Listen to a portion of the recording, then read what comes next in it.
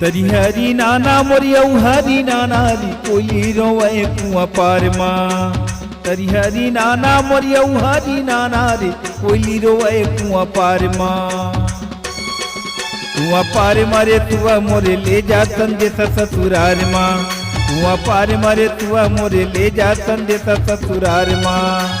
तरी हरी नाना मोरिया हरी नाना रे कोयली रोवे कुआं पार माँ। तरी हरी नाना मोरिया हरी नाना रे कोयली रोवे कुआं पार माँ।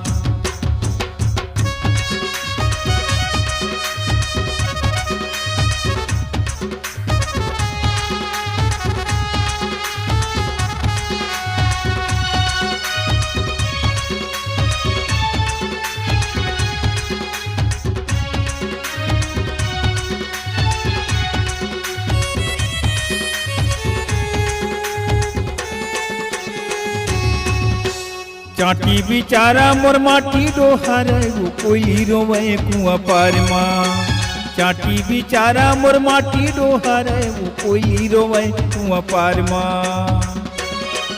कुआं पार मरे तुआ मोरे ले जा संदेशा ससुरार माँ। कुआं पार मरे तुआ मोरे ले जा संदेशा ससुरार माँ। तरी हरी नाना मोरिया हरी नाना रे कोयली रोवे कुआं पार माँ। तरी हरी नाना मोरिया हरी नाना रे कोयली रोवे कुआं पार माँ।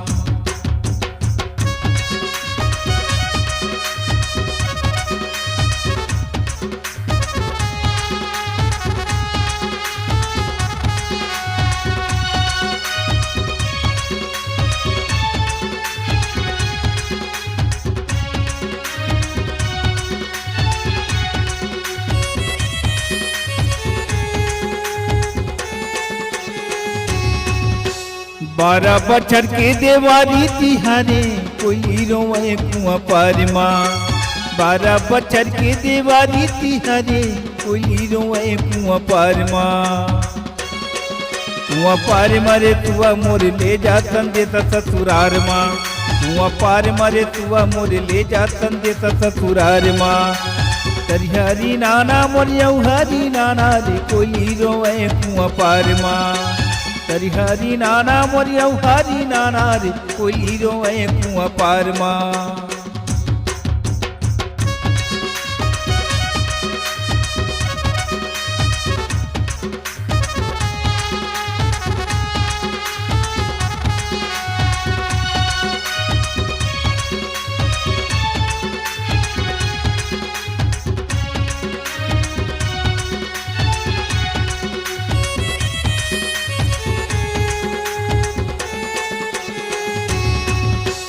एके जनमिया मोर बेटी बिचारी कोयली रोवे कुआं पार माँ।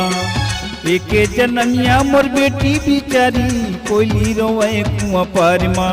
कुआं पार मारे तुआ मोरे ले जा संदेशा ससुरार माँ।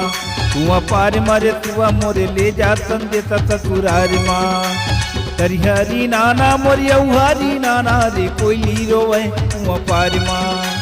तरी हरी नाना मोरिया हरी नाना रे कोयली रोवे कुआं पार माँ।